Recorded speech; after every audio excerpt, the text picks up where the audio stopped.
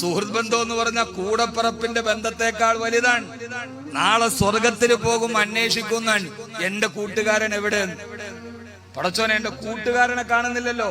കൂട്ടുകാരൻ എന്നത് നിസ്സാരമല്ല. ഖുർആൻ ആ വിഷയത്തെ വളരെ മനോഹരമായി പ്രതിപാദിക്കുന്നുണ്ട്. നാളെ സ്വർഗത്തിൽ പോകുമ്പോ പടച്ചോനെ, എന്റെ കൂട്ടുകാരൻ എവിടെ? അല്ലഹില്ലാഹു യൗമയിദിനു ബഅദുഹും ലിബഅദിൻ യതസാഅലൂൻ.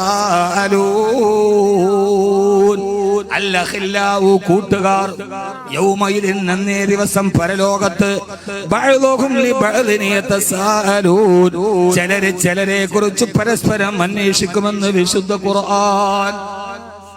സൂറത്ത് സാഫാത്തിൽ വേറെ രീതിയിലാ പറയാ, കാല കായിലും മിൻഹും മിന്നീ കാന ലീ കരീം. അല്ലാഹു, എനിക്കൊരു കൂട്ടുകാരൻ ഉണ്ടായിരുന്നല്ലോ, അവനെവിടെ?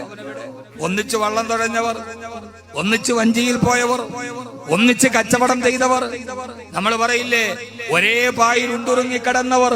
ആ ബന്ധം പരലോകം വരെ എത്തുന്ന ബന്ധമാണ്. അതുകൊണ്ടാണ് ഹബീബായ നബി മുഹമ്മദ് മുസ്തഫ മദ്യപിക്കാൻ പോണ ആരുമായിട്ടാ? കൊച്ചപ്പാടെ കൂടെയാണ്? അല്ലല്ലേ, കൂട്ടുകാരന്റെ കൂടെ.